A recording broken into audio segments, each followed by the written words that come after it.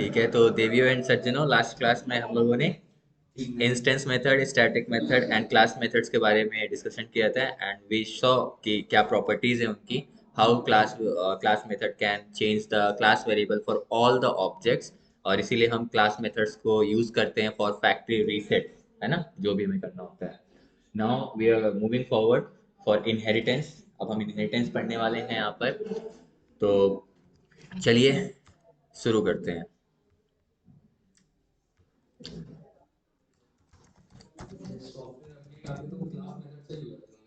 Yes, software ऐसे नहीं होता है, चीज़ें इतना आसान हर चीज़ नहीं होता है, ठीक है, काफ़ी चीज़ें बिल्कुल इम्प्लीकेशंस ऐसे हो जाते हैं, जैसे हमने आपको बताया कि टपल और लिस्ट इस तरीके से यूज़ होता है। इट इज़ नॉट नेसेसरी कि आपके माई एसक्यूएल में वो कॉलम्स टपल और लिस्ट होते हैं, लेकिन वो प्रॉपर्टीज यूज़ करते हैं उस टाइप की। वहाँ पर टपल लिस्ट नहीं होता, वहाँ पर हाँ कॉन्स्टेंट हम डाल देते हैं कि इस कॉलम को अपडेट नहीं कर सकते हो, नॉट चेंजेबल। एक तरीके से अगर वो बनाया जाता लिस्ट और टपल यूज करके तो बिल्कुल आप वैसे ही कर पाते हो उसको, ठीक है, वो यूज केस है। डिक्शनरी का सबसे अच्छा एग्जांपल हो जाता है कॉन्टैक्ट्स, ठीक है, बेस्ट। ठीक है, देखो पाइथन में ऊप्स एंड ऊप्स में इनहेरिटेंस, पहले तो आप ये बताओ what do you understand by inheritance. देखो, फंक्शंस आप पढ़ चुके हो, फंक्शंस क्या देता था आपको, फ्लेक्सिबिलिटी क्या देता था कि आप एक बार एक कोड को लिख दो, उसको किसी नाम से उस फंक्शन के अंदर लिख दो, फंक्शन को कोई नाम दे दो, और जब भी आपको वो कोड की जरूरत हो आप उस फंक्शन को कॉल कर लो, that function will execute your code. ठीक है, मतलब सेम कोड को बार बार एग्जीक्यूट कर सकते हो बस फंक्शन को कॉल करके, है ना। उसी चीज को किसी मॉड्यूल में सेव कर दो, फिर उस मॉड्यूल को इंपोर्ट करके उस मॉड्यूल के अंदर प्रेजेंट किसी भी फंक्शन को आप यूज कर सकते हो। ठीक है, इस तरीके से प्रोजेक्ट डेवलपमेंट फास्ट हो जाता है, एरर्स को फाइंड आउट करना आसान हो जाता है। वैसे ही जब आप क्लास कर रहे हो तो क्लास में भी ये फ्लेक्सिबिलिटी मिलती है कि आप इनहेरिट करो प्रॉपर्टीज को from the upper most class, top most class, like that. ठीक है, जैसे अब आप मल्टीपल क्लासेस लिखोगे और आपके सेकंड क्लास में अगर फर्स्ट क्लास की प्रॉपर्टी यूज हो रही है, तो आप सीधे क्या करो, सेकंड क्लास में फर्स्ट क्लास की प्रॉपर्टी इनहेरिट कर लो, मतलब उतना चीज आपको फिर से लिखना नहीं पड़ेगा सेकंड क्लास में। ठीक है, तो this is called as inheritance. So what is inheritance? Basically inheritance is the process of inheriting some properties from the upper class into the child class. Upper class इसको कह रहे हैं, इसको हम कह सकते हैं पेरेंट क्लास। पेरेंट क्लास की प्रॉपर्टीज को चाइल्ड क्लास में इंक्लूड करना ही कहलाता है इनहेरिटेंस। ठीक है, तो यहाँ इंक्लूड इंक्लूड वैसे बोलते नहीं है, वी कॉल इट इनहेरिट। ठीक है, तो इनहेरिट समथिंग, तो we can write the process of inheriting the properties of a child, sorry, properties of a parent और मेन कह सकते हैं। ठीक है, प्रॉपर्टीज ऑफ अ पेरेंट और main class into the child class is called as inheritance. Arijit, आप पढ़ रहे हो, आपकी भी क्लास है, अदरवाइज देख लो, हेल्प कर दो, क्लास का वीडियो मिल जाएगा, कोई दिक्कत नहीं है। ठीक है, वन डॉट, कितने टाइप के इनहेरिटेंस हैं वो हम देखने जा रहे हैं। इनहेरिटेंस ये समझ में आया ना कैसे हो रहा है, कितने टाइप के इनहेरिटेंस हैं, 5 टाइप के इनहेरिटेंस आपको मिलेंगे इन पाइथन। ठीक है, पाइथन पहला इनहेरिटेंस है आपका सिंपल इनहेरिटेंस। सिंपल इनहेरिटेंस या सिंगल इनहेरिटेंस भी कहीं कहीं कहते हैं इसे। ठीक है, इनहेरिटेंस।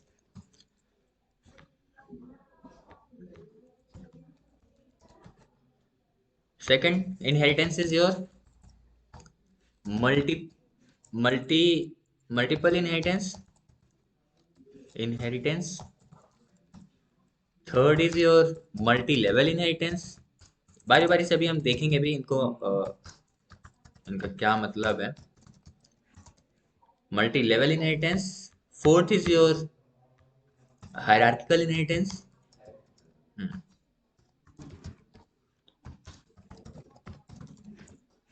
Hierarchical inheritance.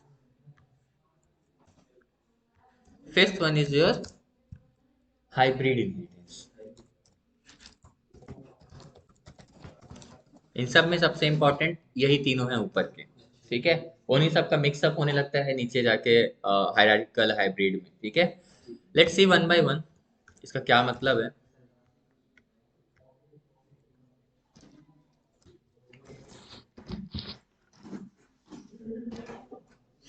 देखो, सिंगल इनहेरिटेंस या सिंपल इनहेरिटेंस, दैट इज, इसमें नाम से क्लियर हो रहा है। सिंगल इनहेरिटेंस मतलब आप एक क्लास डिफाइन करोगे और उसको एक चाइल्ड क्लास में इनहेरिट करोगे, यानी ले दे के दो ही क्लास होने वाले हैं, एक पेरेंट क्लास और एक चाइल्ड क्लास। तो let's say you have defined a class ए, और इस क्लास की प्रॉपर्टीज आप इनहेरिट कर रहे हो किसी क्लास बी में, तो ये किस टाइप का इनहेरिटेंस कहलाएगा? Single inheritance. मल्टीपल इनहेरिटेंस क्या होगा? Multiple inheritance, multiple inheritance is तो डिफरेंट। जब एक सर एक क्लास पेरेंट्स क्लास में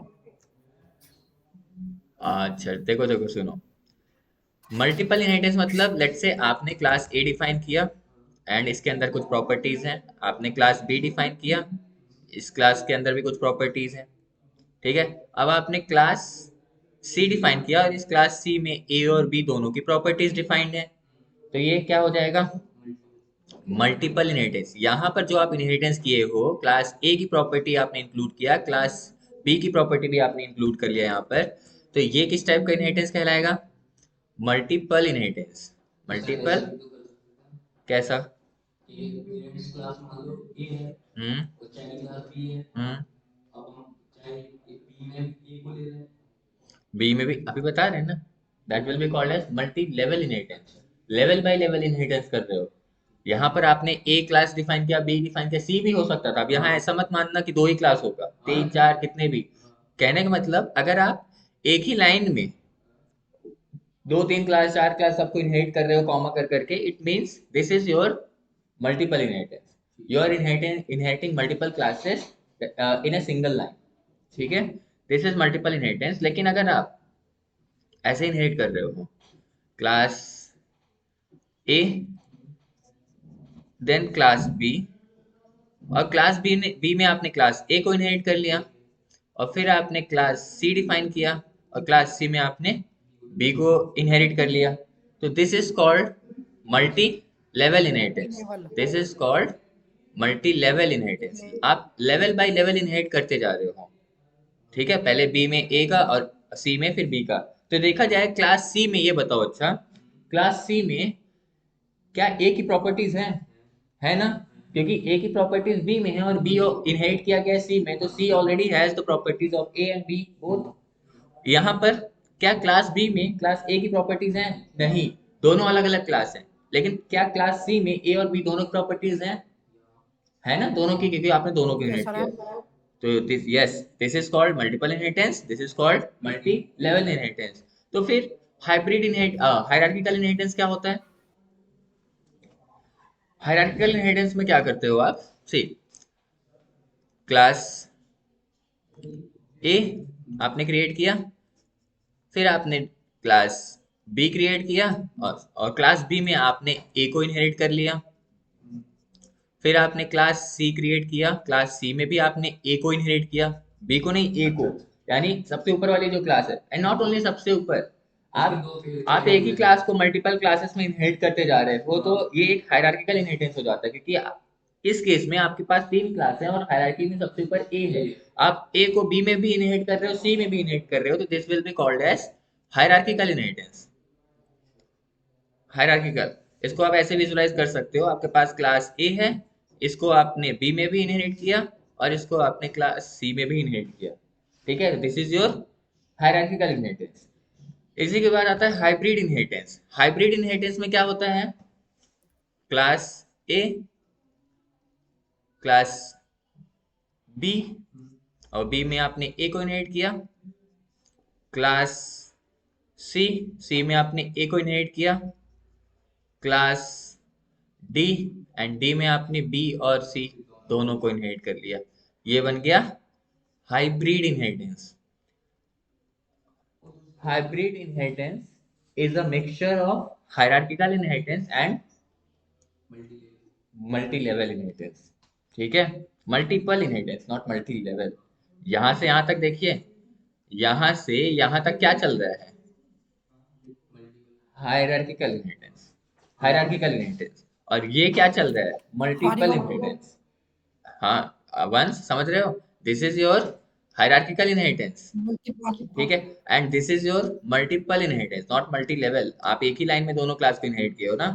तो hybrid inheritance is a mixture of hierarchical inheritance and multiple inheritance, ठीक है। इसको अगर आप विजुलाइज करोगे it is something like this, A को आपने इनहेरिट किया बी में और सी में, और फिर तीसरी क्लास डी में आपने इन दोनों को इनहेरिट कर लिया, like this. This is your hybrid inheritance, this is your hierarchical inheritance. And ये समझ ही रहे हो मल्टी लेवल कैसे चल रहा है, ठीक है, लेवल बाय लेवल।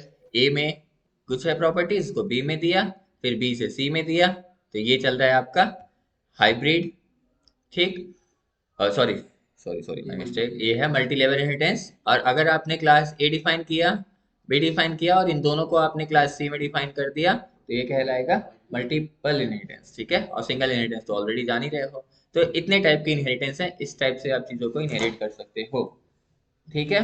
तो अब जो भी वेरिएबल मेथड किसी क्लास ए में है वो क्लास बी में भी प्रेजेंट हो जाएगा अगर आप उसे इनहेरिट कर रहे हो तो। इतना चीज ध्यान रखना। और एक चीज ध्यान रखना, पेरेंट क्लास को ही अलग अलग नाम से बोलते हैं हम, ठीक है। कहीं कह दिया जाता है parent class is equivalent to main class, कहीं कह रहा है main class, it means is talking about main parent class. अगर कोई कह रहा है base class, it means he is talking about parent class, ठीक है। Base class, main class, parent class, या सुपर क्लास भी कह सकते हैं अलग अलग सिनेरियोज में, ठीक है। तो child class, these are the different names for calling the main class, okay। Child class अगर है तो चाइल्ड को अलग अलग नाम से लोग बोल देते हैं। हाँ जी, हाँ हाँ बोलो वंश, वंश कुछ कह रहे हो। आवाज ब्रेक हो रही है, वॉइस ब्रेक हो रही है, आपकी आवाज ऐसा, ब्रेक हो रही है ना। अच्छा।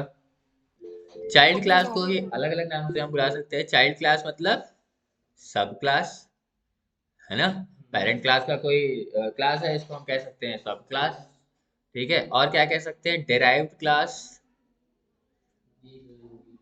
डेराइव्ड क्लास किसी से डेराइव की जा रही है।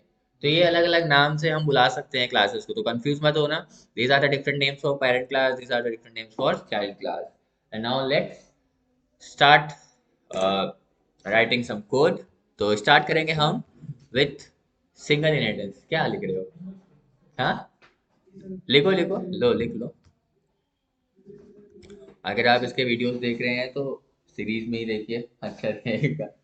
तो इससे पहले वाले में स्टैटिक इंस्टेंस और ये जो चला है वो क्लियर हो जाएगा, and then we are talking about inheritance. अब ये सबसे इम्पोर्टेंट पार्ट यही है। नहीं सर आपने डाउनलोड कहाँ मत क्लास करिए, रिकॉर्ड की थी? वहीं देखिए। हाँ वंस रिकॉर्ड हुई थी।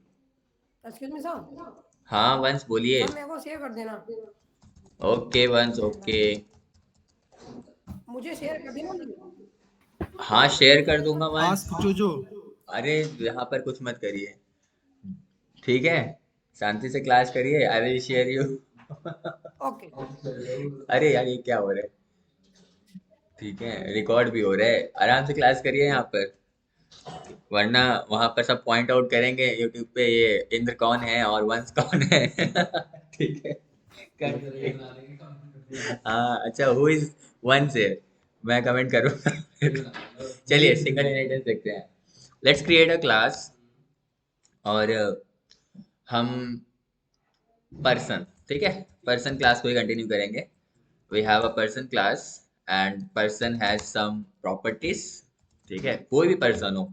अब देखो एक पर्सन स्टूडेंट भी हो सकता है, टीचर भी हो सकता है तो पर्सन ही ना दोनों, इसलिए कुछ स्पेसिफिक प्रॉपर्टीज होंगी। कॉमन कॉमन किसमें, स्टूडेंट में भी टीचर में भी, जैसे उसका नाम, ठीक है, उसका एक्सपर्टीज, क्या कर रहा है क्या नहीं कर रहा है, फिर वो डोमेन वाइज चेंज हो जाएगा। अगर वो स्टूडेंट है तो कुछ कर रहा है, टीचर है तो कुछ कर रहा है, लेकिन as a student as a teacher कुछ कॉमन प्रॉपर्टीज होंगी ना एज अ पर्सन।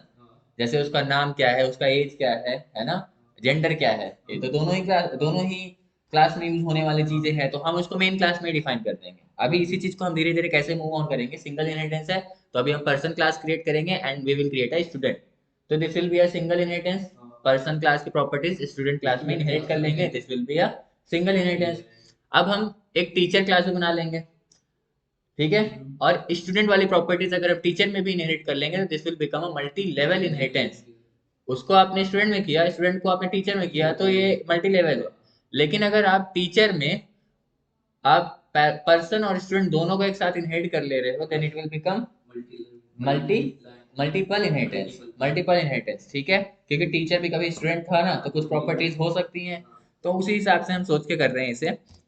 कुछ डिफरेंट चीजें भी हो सकती हैं, नो डाउट। ठीक है, दूसरा एग्जांपल भी हम कल करेंगे, इलेक्ट्रिक कार्स पे करेंगे। अगर याद नहीं रहता तो बताना मुझे। इलेक्ट्रिक कार्स पे भी करेंगे। Def init, and first thing is write the keyword self, and then कुछ common properties like F name L name होना ही है सबका। तो ये तो पैरामीटर्स होते हैं ना, एफ एन और एल एन कर देते हैं। ठीक, first name last name age, चाहे स्टूडेंट हो चाहे टीचर हो, उसके पास ये तीन प्रॉपर्टीज तो कॉमन कॉमन होनी ही है। और क्या हो सकता है, जेंडर डाल सकते हैं हम। ठीक है, चार प्रॉपर्टीज हो गई। अब what you have to write is self dot F name, या इसको आप फर्स्ट नेम लिख दो, equals to F N. F N जो पैरामीटर यहाँ लिखे हो वही पैरामीटर यहाँ भी लिखना होगा, तभी तो वैल्यू पास होगी। जब डिफरेंट कर दोगे तो कैसे पास होगी। Self dot L name equals to L N. Self dot age equals to age. Self dot gender, and gender equals to gender, like this. तो this is your init constructor। जो भी object person class पे create होगा उसके पास ये चार properties तो आनी ही आनी है। ठीक है, अभी कुछ मेथड आपने नहीं दिया है, you have just given some properties like attributes. ठीक है, अब हम दूसरा क्लास क्रिएट करने जा रहे हैं। Now I am going to create a class, and the class is student. Student class will inherit the person class. Capital case lower case इसका बहुत ध्यान रखिएगा, ओके। वरना आप पर कैपिटल पर्सन लिखे हो यहाँ स्मॉल कर दो, और एरर जब आएगा तो अगर वो कहता है पर्सन नॉट डिफाइंड या इस टाइप की चीजें, तो तुरंत समझो कहीं ना कहीं वेरिएबल वो नेम लिखने में ही गलती हो गई होगी, नॉट डिफाइंड आ रहा है ये, तो तुरंत ध्यान दो इस चीज को। और यहाँ पर सेल्फ मत लगाने लगना। अब लिंक्डइन में क्वेश्चन कुछ हैं स्किल असेसमेंट में, उसमें ऐसे लिख रहा है what is the correct way of creating a, what is the correct way of inheriting a parent class into a child class. तो वहां पर सेल्फ डॉट पर्सन लगा देते हैं, तो दिस इज रॉन्ग। ऐसे नहीं इनहेरिट करते हैं, सीधे हम पर्सन क्लास को इनहेरिट करते हैं विद इट्स नेम। ठीक है, अब काफी चीजें हैं, स्टेप बाय स्टेप देखते जाना। We are talking about single inheritance. ठीक है, अभी हम इसमें सिर्फ पास लिख रहे हैं, okay. I am not going to write anything inside the student class, simply मैंने पास कीवर्ड लिख दिया एंड दैट्स इट। अब हम ऑब्जेक्ट बना रहे हैं, P1 object which belongs to person class. ये बताइए चल जाएगा भी या एरर आएगा। That raise the arrow. It will raise the error, क्यों? Because in it is there. Person class में हाँ, हम जो तीन ऑब्जेक्ट बना रहे एट्रीब्यूट हैं ये पर्सन क्लास को बिलोंग कर रहे हैं, एंड पर्सन क्लास के अंदर you have written the init constructor. So this will ask for 4 arguments from the user, F name, L name, age and gender. ठीक है, तो you need to pass these values, है ना। तो चार values यहाँ देनी पड़ेंगे आपको। Let's say Harry comma but, अरे यार अब हैरी वेरी नहीं लिखेंगे, अपने इंडियन हीरो इतने अच्छे अच्छे हैं, मिन्नल मुरली। ठीक है, इंडियननेस होना चाहिए ना भाई। 27 जेंडर इज ऑब्वियसली, अरे यार ठीक है, अरे कोई दिक्कत नहीं है थोड़ा सा सही चल रहा है ना, स्टैंडर्ड लग रहा है थोड़ा सा। P1 अब सही है। अब P1 ऑब्जेक्ट क्रिएट हो गया, फाइन। ये बताओ हमें स्टूडेंट का भी एक ऑब्जेक्ट बनाना है, S1। देखो पहले इसे हम रन करा देते हैं, there is no error, object has been created successfully.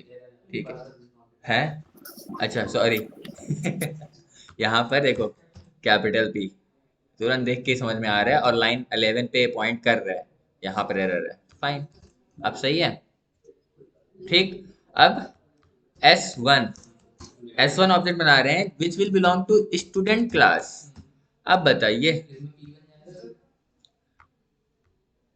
Is it fine, क्या मैं ऐसे क्रिएट कर सकता हूँ या yes sir. कुछ एरर है। S1 ऑब्जेक्ट क्रिएट हो जाएगा या इसको भी 4 आर्गुमेंट चाहिए? हो जाएगा। सर उसमें P1 दे देंगे तो हो जाएगा। वंस आप भी कुछ कहना चाहते हो? ऐसे ही हो जाएगा। नहीं होगा, नहीं होगा। ठीक है, अब देखो क्यों नहीं होगा, पहले एरर देखते हैं। S1 equals to student. ओहो हो, ये तो कह रहा है इसको भी 4 आर्गुमेंट चाहिए। और इसको क्यों चाहिए? हमने स्टूडेंट क्लास में तो इनिट दिया ही नहीं था। स्टूडेंट क्लास में हमने इनिट कंस्ट्रक्टर तो दिया ही नहीं था कि इसको चाहिए इनिट। जब इसके अंदर है नहीं तो फिर ये कैसे मांग सकता है मुझसे ये 4 आर्गुमेंट्स? ठीक। और सर इसके अंदर पेरेंट क्लास है ना। पर्सन क्लास में हमने इनिट दे रखा है और हमने उसे इनहेरिट किया है। ठीक है, तो ये स्टूडेंट क्लास इस इनिट कंस्ट्रक्टर को यूज कर रहा है। और इनिट देखिए स्पेशल केस है, ध्यान रखिएगा। अगर आपने चाइल्ड क्लास में इनिट दिया है तो it will not use the init constructor of inherited class. ठीक है, नहीं लेगा। फिर अगर आपने नहीं दिया है तो इट विल चेक कि किस क्लास के पास इनिट कंस्ट्रक्टर है। जिस भी क्लास में पहले मिल गया उसी को ले लेगा। ठीक है, तो अभी स्टूडेंट क्लास के अंदर इनिट कंस्ट्रक्टर है नहीं है, तो it will borrow it from the above class that is your child class. समझ में आ रहा है ये? तो इसलिए इसको भी 4 आर्गुमेंट चाहिए। तो अब हम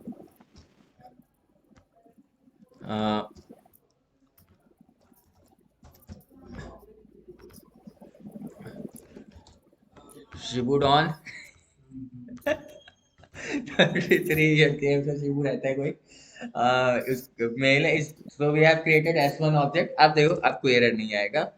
सो we have created a student object successfully. ठीक है, आप चाहो तो S1 से एट्रीब्यूट्स आर्गुमेंट में दे सकते हो, F name, L name, age and what is your gender, like that. तो I can ask the S1's f name. You can write f name enter s1 dot f name and she see the answer is Shibu। ठीक है, तो हमने object बना दिया। Sir अब पास देखो keyword का। वो नैन्सी कुछ कह रही हो क्या? Yes sir. हाँ बोलो। तो जो हमने पास कीवर्ड लगाया है तो उसका आर्गुमेंट से कोई मतलब नहीं है सर। नहीं, उसका आर्गुमेंट से कोई मतलब नहीं है। पास का क्या काम है? कंट्रोल फ्लो स्टेटमेंट्स लूप में ही बता दिया जाता है ये आपको, कंटिन्यू, ब्रेक एंड पास। पास हम वहां यूज करते हैं जहां हम कुछ लिखना नहीं चाहते। अब मैं इस क्लास को एम्प्टी नहीं छोड़ सकता, इसलिए हमने पास कर दिया। ठीक है, एम्प्टी छोड़ देते एरर देता है ना, क्योंकि आप कोलन दे रहे हो, it means now you should write something inside. लेकिन आप लिखते लिखते आप मोह भंग हो गया आपका, आप कह रहे हो नहीं लिखना कुछ। ठीक है, तो आप सिंपली वहां पास लिख दो, तो पास सिंपली कर्सर को अपने ऊपर से पास ऑन होने देता है। ठीक है, क्या? Yes, you have to write the keyword. आप ऐसे नहीं छोड़ सकते हो कि ठीक है नहीं लिखना है तो क्लास लिख के छोड़ दो, इससे अच्छा फिर डिलीट कर दो आप। तो आप यहाँ पर क्या करोगे, you can leave it empty using pass keyword. Later on आप इस क्लास को अपडेट कर सकते हो ना। अभी कुछ नहीं है इस क्लास में, बट एटलीस्ट ये मेमोरी में तो है स्टूडेंट नाम का क्लास, है ना। फिर आप इसको ओवरराइड कर सकते हो आगे, override, operator overloading, method overloading, धीरे धीरे हर चीज आएगा। काफी लंबी क्लास होगी आपकी, हर चीज इसमें देख लोगे। ठीक है, तो इसलिए पास हम यूज करते हैं। अब देखो इसी चीज को थोड़ा कॉपी करके हम अलग तरीके से करते हैं। इसको इस नोट्स में रहने दूंगा। सी, अब हम हम्म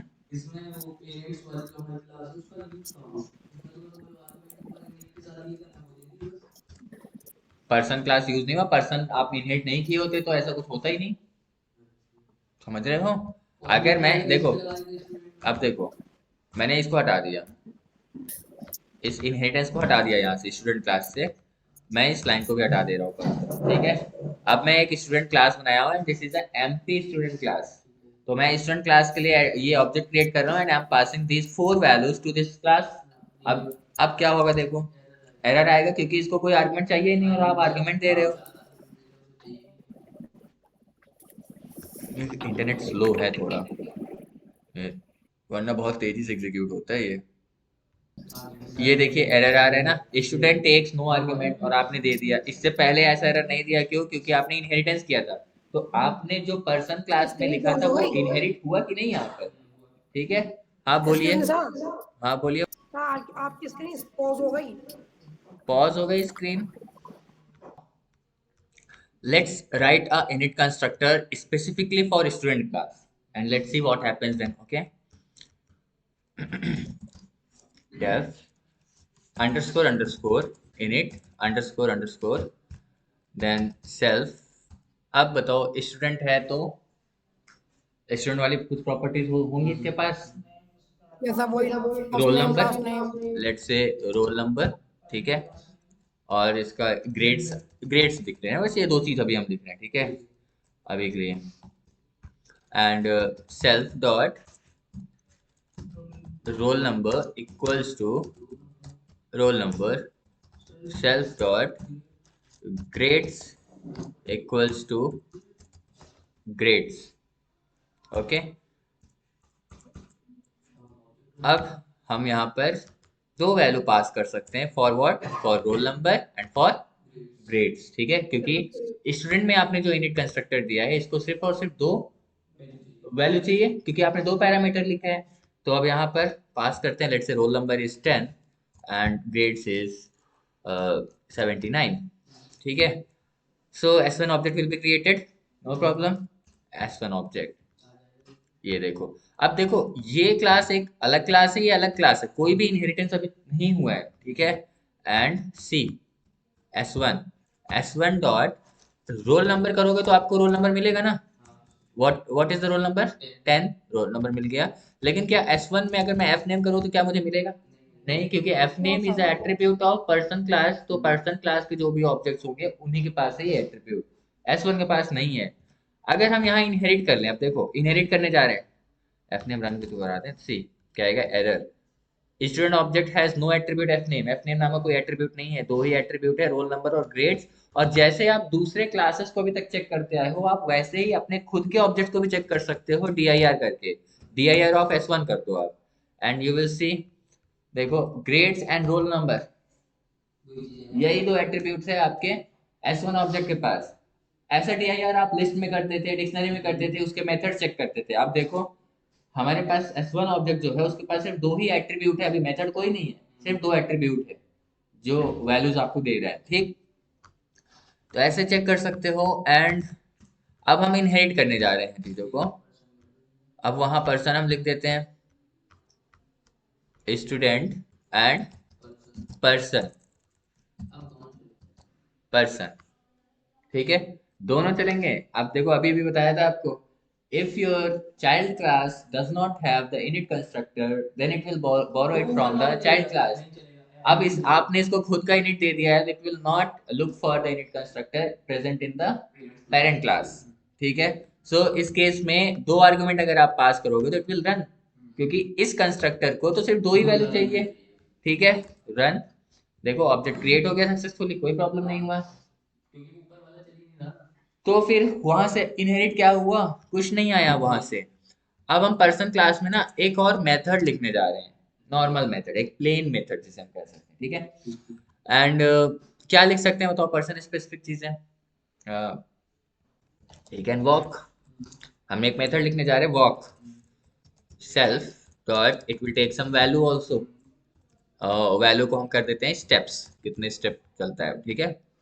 एंड हम क्या करेंगे, वॉक जब होगा तो it will take the value, और ये क्या करेगा, स्टेप काउंट एक एट्रीब्यूट ऐड कर देते हैं, किसमें, सेल्फ डॉट स्टेप। या सेल्फ मतलब जिस ऑब्जेक्ट पे कॉल करेंगे उसमें हम एक एट्रीब्यूट ऐड कर देंगे, दैट इज सेल्फ काउंट, और इसकी वैल्यू क्या होगी, जो यूजर ने पास किया होगा स्टेप्स।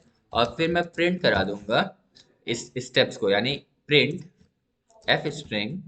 एफ स्ट्रिंग में पर्सन वॉक्ड कितना स्टेप्स, सेल्फ डॉट, अब ये इनिशियलाइज हो गया होगा ना स्टेप काउंट उसके अंदर।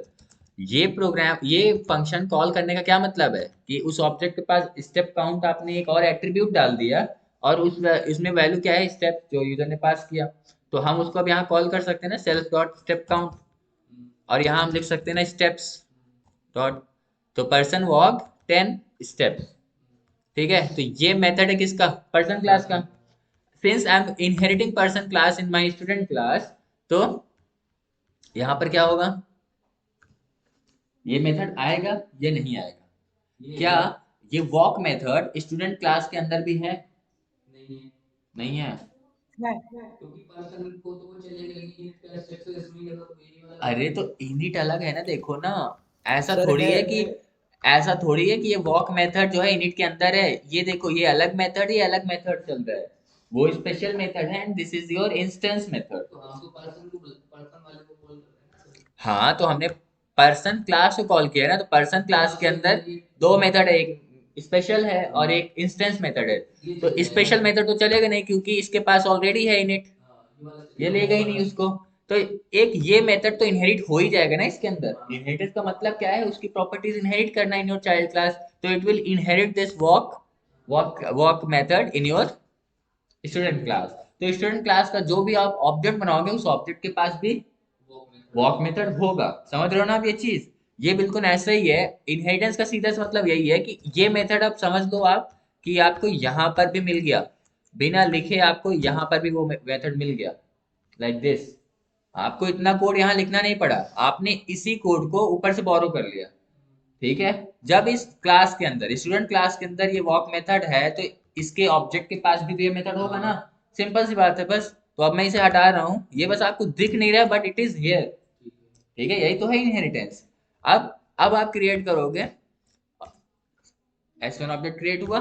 And now let's see what are the methods of, what are the methods and properties we have got in S1। तो S1 डॉट करो एंड कोलैब में तो ऑटोमेटिकली मेथड्स दिखा देगा। सी वॉक आ गया ना। और we have L name और L name also, L name and roll number, sorry roll number and grades। S1 का dir जरा चेक करते हैं, dir of S1।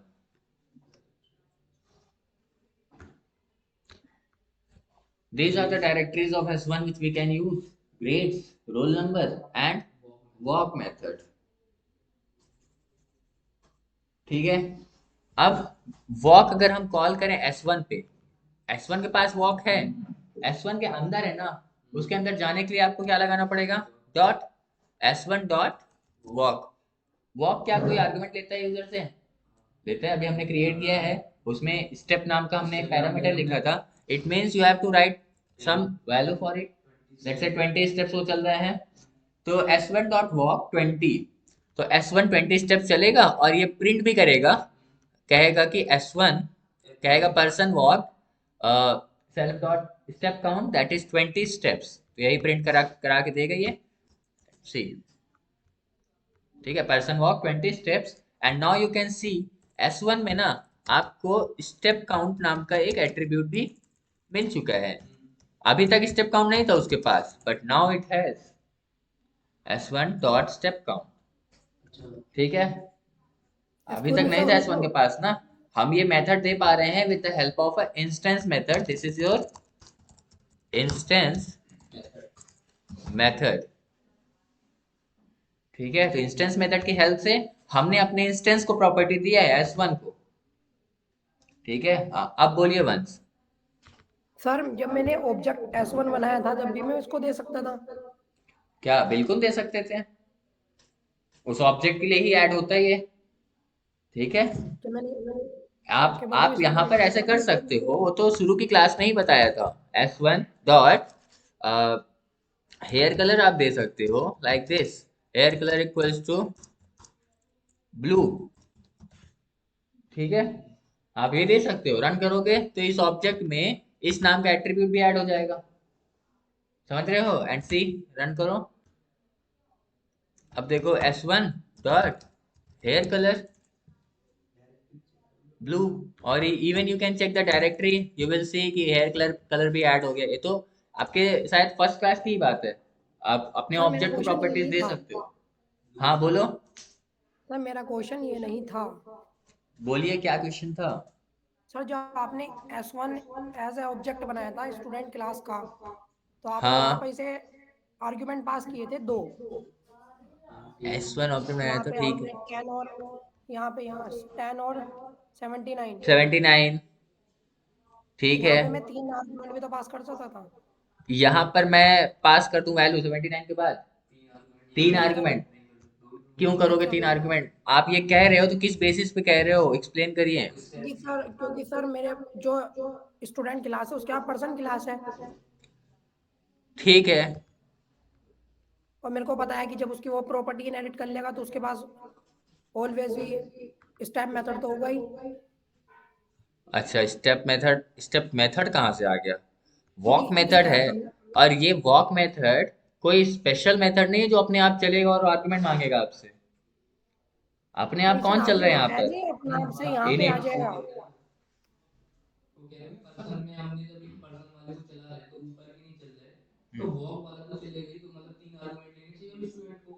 अरे तो ये बताओ, अच्छा ठीक है, आप भूल जाओ हमने इनहेरिटेंस किया है, ठीक है, रुको रुको रुको, यस सर। ये लो, हम भूल जाओ हमने इनहेरिटेंस किया है गायब, ये लो, बताइए अब क्या किया जाए? Is it fine? Yes sir. Proper class है, क्लास के अंदर दो हाँ मेथड हैं, एक इनिट कंस्ट्रक्टर और वॉक। बताइए कितने वैल्यू दें यहाँ पर, पास कर दें? स्टेप इक्वल्स टू 20, पास कर दें, चल जाएगा? क्यों नहीं नहीं चलेगा? चलेगा सर, यही चीज तो नहीं पहले भी चलेगा तो हो सर। रहा था। क्यों दो, क्यों तीन क्यों नहीं लेगा? आप बताइए ना, अभी आप कह रहे हैं चलेगा सर, कैसे चलेगा बताओ? अब वही चीज तो, यही चीज तो अभी हमने इसीलिए, इससे पहले हमने कट पेस्ट कर दिया था एक बार कि क्यों। क्योंकि नीट कंस्ट्रक्टर दो ही पैरामीटर अलाउ कर रहा क्योंकि है। यस, क्योंकि आप स्पेशल मेथड जो इनिट कंस्ट्रक्टर लिखे हुए हो उसमें आपने दो ही पैरामीटर लिखा है। जब आप स्टूडेंट क्लास को कॉल कर रहे हो यहाँ पर, तो यहाँ पर इसके अंदर है तो दो मेथड, लेकिन चल कौन रहा है अपने आप? सिर्फ एक ही मेथड चल रहा है, दैट इज इनिट। तो ये मेथड सिर्फ चल रहा है, तो इसमें दो ही वैल्यूज तो देनी होंगी। ये वॉक वाला मेथड थोड़ी चल रहा है, जब आप इसे कॉल करोगे तब ये चलेगा। जब आप इसे कॉल करोगे तब ये मांगेगा आपसे स्टेप की वैल्यू। तो आप एक साथ दोनों को चला रहे हो, इसलिए आप ऐसा सोच रहे हो कि तीन वैल्यू देनी पड़ेंगी। Okay sir. एक और अब उसको जब कॉल करोगे तब ऐसे थोड़ी होगा। इसीलिए हमने ये कट पेस्ट कर दिया था शुरू में कि देखो पर्सन में जो क्लास है वो नीचे भी है। बस अब हमने लिख दिया आपके सामने, थोड़ा सा क्लियर हो गया, दिख रहा है, और कुछ नहीं। अब देखो अंडू कर रहा हूँ इन चीजों को, ये अब समझ रहे हो ना क्या हो रहा है? इसको यहाँ लिखने की जरूरत नहीं है, ऑलरेडी जब हम इसको कॉल करेंगे तब वैल्यू देनी पड़ेगी, ऐसे वैल्यू नहीं देनी पड़ेगी। ठीक है, अब पता चला। इतने मेथड को आप सोचो, डेट टाइम आप पढ़ चुके हो, डेट टाइम मॉड्यूल में एक क्लास के अंदर कितने मल्टीपल फंक्शंस होते थे। मतलब आप डेट टाइम ऑब्जेक्ट बनाओ और उसको आप 100 वैल्यू ही पास कर दो, क्योंकि 100 फंक्शन लिखा था और 100 फंक्शन को एक एक वैल्यू चाहिए था। ऐसा तो नहीं किया ना कभी।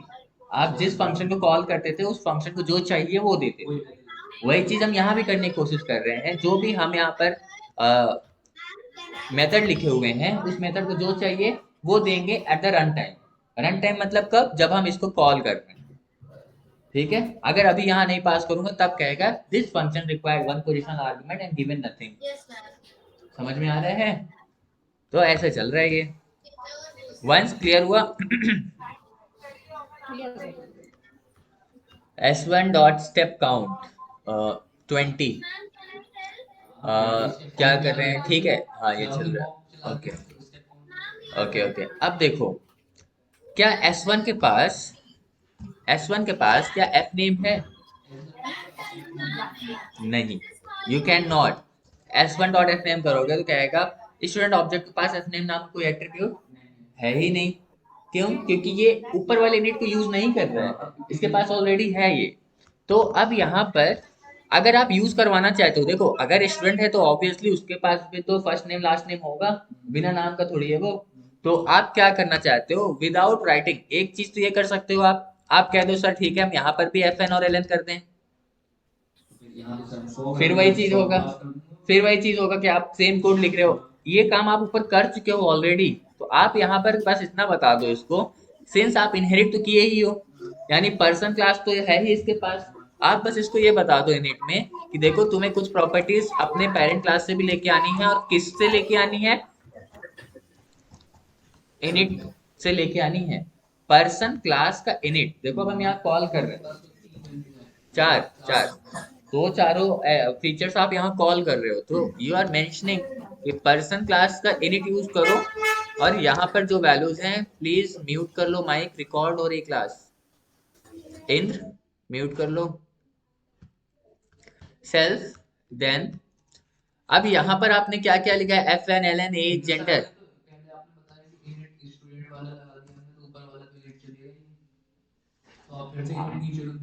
हम यहाँ कॉल कर रहे हैं ना, वी आर फोर्सिंग इट।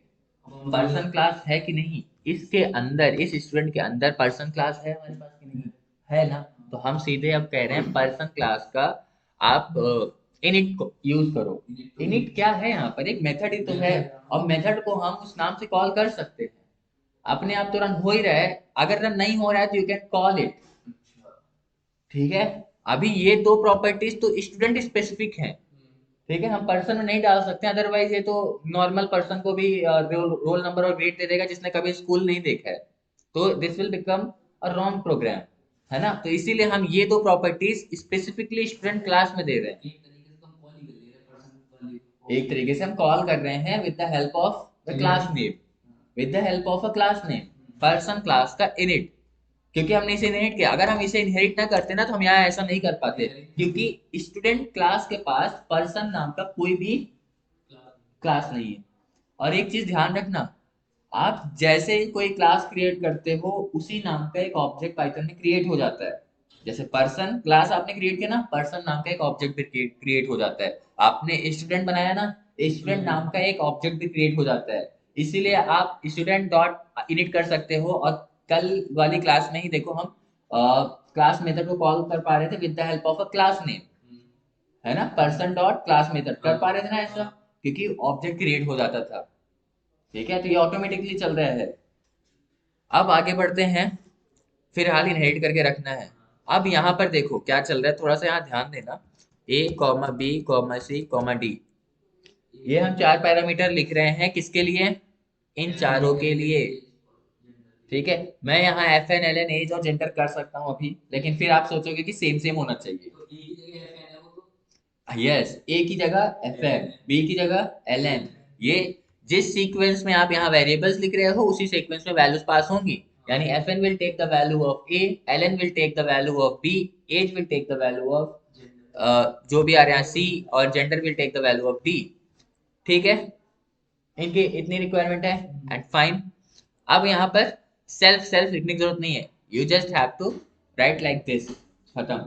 अब यहाँ पर एबीसीडी आपने लिखा है ना, तो जब ये इनिट चलेगा, जब ये इनिट चलेगा तो रोल नंबर ग्रेड्स तो मांगेगा ही, और फिर आप यहाँ पर सेल्फ डॉट एबीसीडी पास कर रहे हो, कहेगा एबीसीडी इज नॉट डिफाइंड, और देखो एरर दिखा भी रही है अपने आप को, लैब में दिखाता भी है कि एबीसीडी अभी तक आपने डिफाइन नहीं किया है। इस फंक्शन के अंदर you have not defined ABCD. ठीक है, ये कुछ वैसे ही। अब देखो, मैं आगे बढ़ने से पहले आपको थोड़ा सा एक छोटा फंक्शन का एग्जांपल दिखाता हूँ यहाँ पर चल के आ रहा है। जैसे आपने कोई फंक्शन लिखा है एबीसी, ठीक है, आपने इसमें लिखा पैरामीटर x कॉमा y, और आप यहाँ पर प्रिंट करा रहे हो x और y को, और आप CDF कोई फंक्शन है, उस फंक्शन को आप पास कर रहे हो a और b, और एक फंक्शन लिख लेते हैं CDF नाम का भी, CDF, and CDF does not take any value right now, तो रिटर्न 0, खत्म। ठीक है, हमने ये लिख लिया, एक CDF नाम का फंक्शन है और एक ABC, ABC में 2 वैल्यूज पास करने होंगे x y, वो प्रिंट करेगा और फिर CDF को कॉल करेगा विद a और b। तो लेट्स कॉल ABC फंक्शन, और ABC को हमने पास किया 2 और 3। ये किसकी वैल्यू पास कर रहे हैं तो यहाँ खुद ही बता रहे हैं, x और y की वैल्यू आपने पास किया है। ठीक है, now it will run. Okay, देखो वो तो सही है, वहां पर एरर यहाँ आ गया CDF के अंदर, और एरर यहाँ a और b के लिए है, और क्या कह रहा है, a is not defined, b is not defined, क्योंकि इस फंक्शन के अंदर आपने कुछ डिफाइन ही नहीं किया a और b। इसके अंदर तो सिर्फ 2 ही वेरिएबल है, x और y। अगर आप यहाँ x y लिखते तो सही था, ये x y पास हो जाता। अब अदरवाइज यहाँ एरर तो आ जाता अभी, क्योंकि आपने यहाँ पर कोई पैरामीटर नहीं लिखा है to receive this value. But मैं आपको दिखाना चाह रहा था कि देखो आपके यहाँ पर एरर आ रहा है ना a और b, क्योंकि इस पर्टिकुलर फंक्शन के अंदर 3 लाइन से 5th लाइन तक कहीं पर भी a और b की वैल्यू नहीं है, इसलिए you can not pass those values. Same thing is happening here. देखो फंक्शन के अंदर फंक्शन हमने कॉल किया है, वही तो हम यहाँ भी कर रहे हैं, फंक्शन के अंदर फंक्शन को कॉल कर रहे हैं। और यहाँ पर हर चीज ऑब्जेक्ट की बेसिस पे होता है, हर चीज एक ऑब्जेक्ट के अंदर होता है, इसीलिए हम यहाँ पर क्या लिख रहे हैं, person. Person is a class जिसका ऑब्जेक्ट क्रिएट हुआ उसी नाम से, तो पर्सन का इनिट। तो I have called another function inside a function, same चीज है, बस इनिट लिखा हुआ है यहाँ पर। और यहाँ पर भी देखो एबीसी और सीडीएफ है, फंक्शन के अंदर फंक्शन कॉल कर रहे हैं, यहाँ भी तो हम फंक्शन के अंदर फंक्शन को ही कॉल कर रहे हैं। और इस फंक्शन को जो हम कॉल कर रहे हैं यहाँ पर लाइन नंबर 16 पे, यहाँ पर हमने वैल्यू क्या क्या दिया, एबीसीडी। अब एबीसीडी वैल्यू तो हम यहाँ ले ही नहीं रहे, हम रोल नंबर और ग्रेड से ही दो वैल्यू लिए हैं, और उन्हीं की वैल्यू एग्जिस्ट कर रही है इस फंक्शन के अंदर। अब एबीसीडी फंक्शन हमने लिया नहीं है और आप इसे पास कर रहे हो एबीसीडी की वैल्यू ऊपर, तो एरर आएगा ना, कहेगा एबीसीडी इज नॉट डिफाइंड। अब इस एरर को कैसे सॉल्व कर सकते हैं वहां पर, उससे पहले यहाँ बताओ इस एरर को यहाँ कैसे सॉल्व करें, फिर हम इसी को ऊपर इंप्लीमेंट कर देंगे। AB की वैल्यू पास कर दो, ABC AB की वैल्यू पास करते हैं, कैसे पास करें, वहाँ पे 4 पैरामीटर भी देने पड़ेंगे आई थिंक। 4 पैरामीटर दे देंगे किसमें, ABC में, ठीक है। आप यहाँ पर कॉमा करके A कॉमा करके B कर दो आप। अब यहाँ पर ABC कॉल करते वक्त you need to pass some values 10 and 11 also. अब 10 एंड 11 आप किसकी वैल्यू पास कर रहे हो, you are passing this values for A and B। तो अब इस फंक्शन के अंदर you have A and B, A and B है ना। अब CDF को कॉल कर रहे हो तो 10 और 11 पास हो जाएंगे CDF फंक्शन को। अब एरर यहाँ आएगा, यहाँ कोई एरर नहीं आएगा, यहाँ एरर आ जाएगा क्योंकि इसमें रिसीव करने के लिए कोई भी दो पैरामीटर नहीं है, ठीक है। देखो फाइन चल गया ना, देखो प्रॉपर्ली। बस एरर कहाँ आ रहा है, सीडीएफ में कह रहा है 0 पोजीशन आर्गुमेंट, लेकिन आपने 2 आर्गुमेंट दिया है। अब पहले वाला एरर तो नहीं आ रहा है कि एबीसीडी इज नॉट डिफाइंड। तो देखो यहाँ पर अच्छे से चीज को समझ लेना, सीडीएफ में हम यहाँ लिख सकते हैं P Q, I can write P Q. इसको ए और बी से मतलब नहीं है, इसका नाम कुछ भी हो सकता है, इसका नाम कुछ भी हो सकता है, बस इतना ध्यान रखना। यहाँ पर जो आपका फर्स्ट वैल्यू है, ये फर्स्ट वैल्यू आपके फर्स्ट पैरामीटर को पास हो जाएगा। यहाँ पर जो आपका second value, this second value will be pass to the second argument. अब इसी चीज को ऊपर समझो, यहाँ पर जो आपने पर्सन क्लास के इनिट को कॉल किया, यानी आपने जो मेथड यहाँ कॉल किया, आपने उसको कौन कौन सी वैल्यू दिया, एबीसीडी। तो ए विल बी पास टू एफएन, इसको नाम से कोई मतलब नहीं है, इसलिए मैं जानबूझ के एबीसीडी लिखा हूं, ना कि एफएन एलएन। अदरवाइज आप सोचते कि एफएन एफएन लिखना जरूरी है, एलएन एलएन लिखना जरूरी है। It's just a variable name जिसकी वैल्यू पास होगी किसको, एफएन को, एलएन को, एज को और जेंडर को, जो कि पेरेंट क्लास में प्रेजेंट है। 4 वैल्यू देनी पड़ेगी, ये बताओ पहले ये समझ में आ रहा है ना। तो यहाँ पर हम इस चीज को ऐसे लिख सकते हैं ना, a इक्वल्स टू p, और फिर यहाँ रिटर्न कर दें हम a को, ठीक है। अब बताओ क्या रिटर्न होगा, वैसे आउटपुट में क्या मिलेगा आपको, 10 ही मिले, 10 नहीं, यहाँ पर देखो प्रिंट xy आपको 2 और 3 मिलेगा। उसके बाद ये जो वैल्यू रिटर्न हो रही है वो यहाँ रिटर्न होगा ना, सीडीएफ में, इस जगह पर फंक्शन के अंदर रिटर्न हो रहा है। तो आप इसको प्रिंट के अंदर लिख दो ऐसे, print CDF of A B. तो इस सीडीएफ की जगह रिटर्न होके आएगा 10 ऐसे। तो प्रिंट क्या करेगा, इस 10 को आउटपुट में दे देगा, अदरवाइज दिखेगा नहीं आपको आउटपुट। देखो मैं एक बार कर दे रहा हूँ इसको, रिवीजन ही हो जाएगा। ये देखो 2 3 मिला, 10 नहीं मिला, क्यों, क्योंकि 10 रिटर्न तो हो रहा है, लेकिन कहाँ रिटर्न हो रहा है, जहां कॉल किया गया था। कॉल कहाँ किया गया था, एबीसी फंक्शन के अंदर, तो इस जगह पे 10 आ रहा है। अब आपने प्रिंट नहीं लिखा इसलिए यू आर नॉट गेटिंग 10। अब आप यहाँ पर क्या कर दो, आप यहाँ लिख सकते हो print and inside that CDF. अब देखो 2 3 10, ये छोटी छोटी चीजें हैं, बिल्कुल क्लियर होना चाहिए। यही चीज ऊपर इंप्लीमेंट कर रहे हैं हमने। P और P यहाँ सेम लिखना जरूरी था, अच्छा बताओ, ये P और ये वाला P दोनों सेम होना जरूरी था, जरूरी था ना, तभी तो वैल्यू पास हो रही है। क्योंकि इस फंक्शन के अंदर P एग्जिस्ट कर रहा है। अगर आप यहाँ कुछ और लिख देते तो कहता नॉट डिफाइंड, इसलिए यहाँ पर वैल्यू सेम होना जरूरी है। यहाँ जो कॉल कर रहे हो ना, यहाँ पर A और यहाँ P, इसका सेम होना जरूरी नहीं है।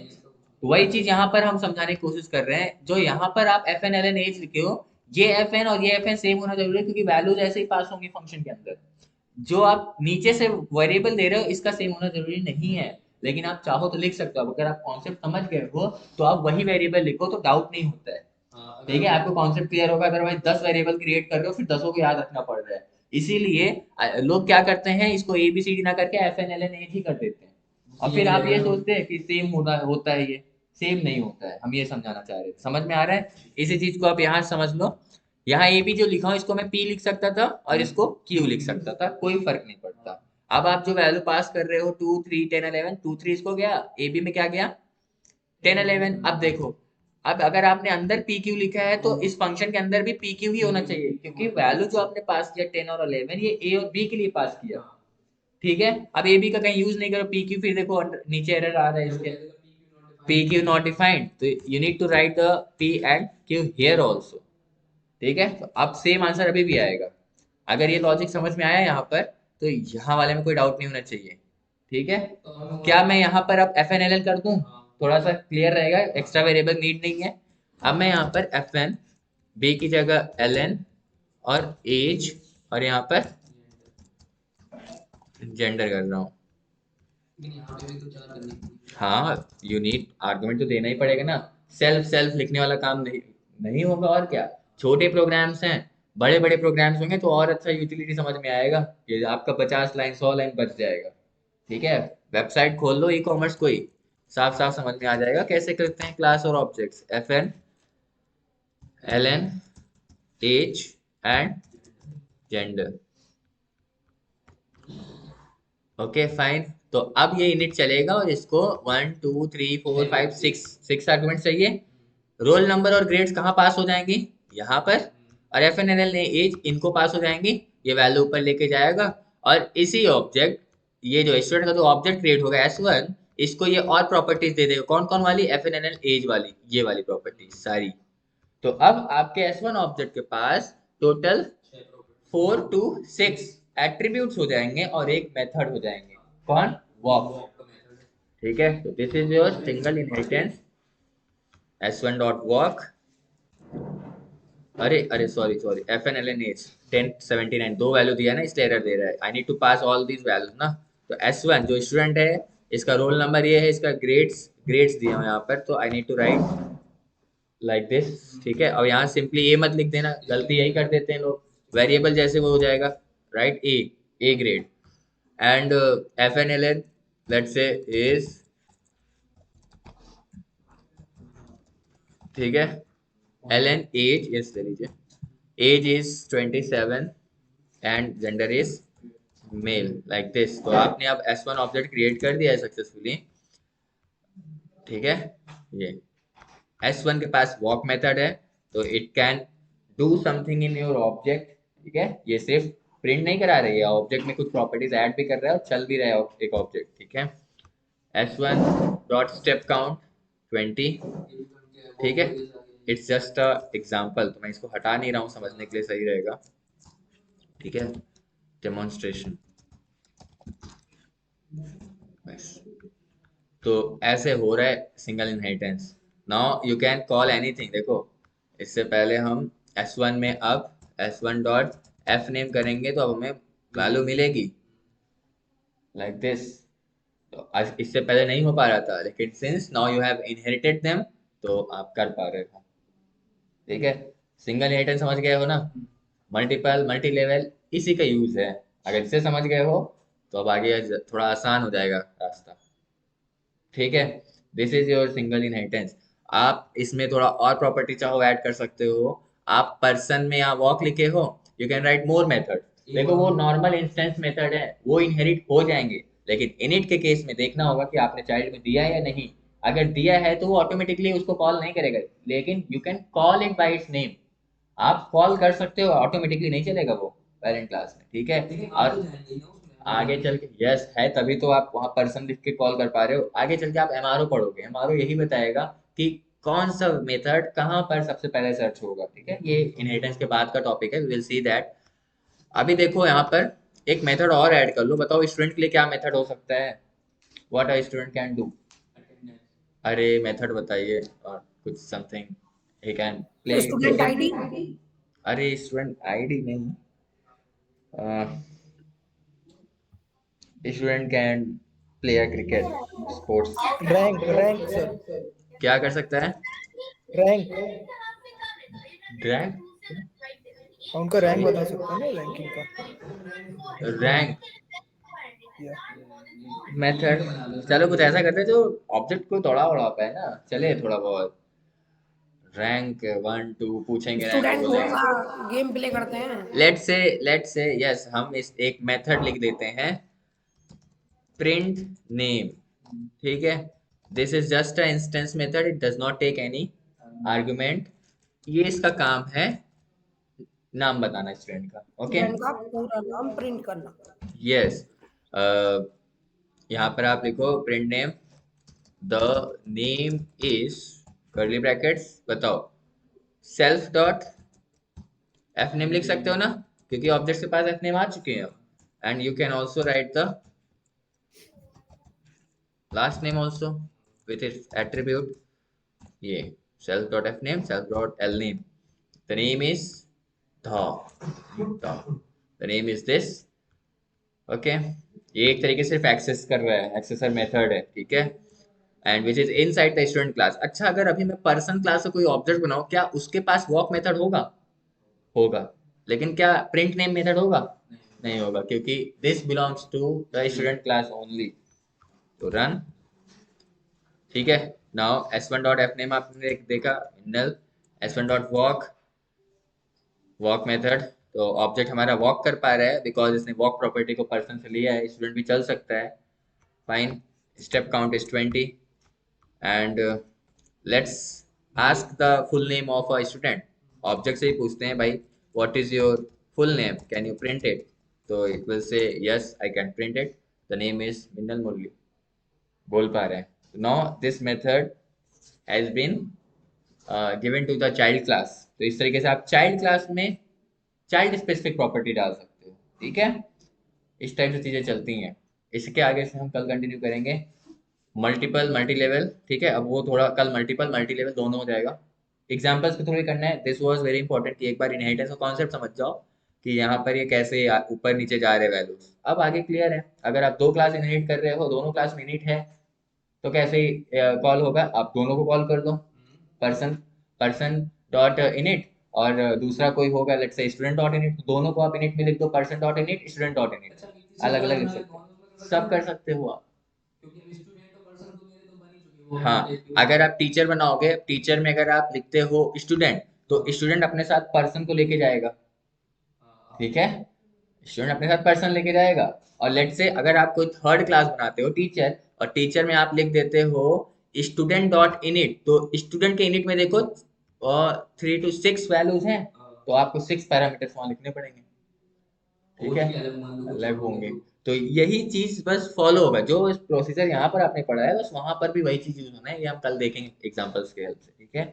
आज इसको यहीं तक रखते हैं, फिर लंबा हो गया ये, बट समझ में आ गया ये कैसे चल रहा है, फाइन। Yes sir. हाँ, एक बार इनहेरिटेंस बस समझ लो कैसे हो रहा है, इसके बाद आसान है। कल इतना टाइम मिलेगा जितना आज इसमें चला गया, ठीक है। बस आराम से प्रैक्टिस करते रहो, और याद रखना ये वेरिएबल्स का कॉन्सेप्ट जो बताया, क्योंकि लोग इसी में घूम जाते हैं, यहाँ अलग लिखा है वहाँ अलग लिखा है, वैल्यू ही नहीं पास हो पा रही है। इनहेरिट किसी और नाम से कर रहे हैं, क्रिएट किसी और नाम से कर रहे हैं, किस ऑब्जेक्ट को, किस क्लास को ऑब्जेक्ट क्रिएट कर रहे हो, कैसे चल रहा है, ये सब चीज आपको ध्यान देना होगा, ओके। चलिए, हाँ, और इसको अभी हम यहाँ रैप अप करते हैं, विल स्टार्ट फ्रॉम टुमारो।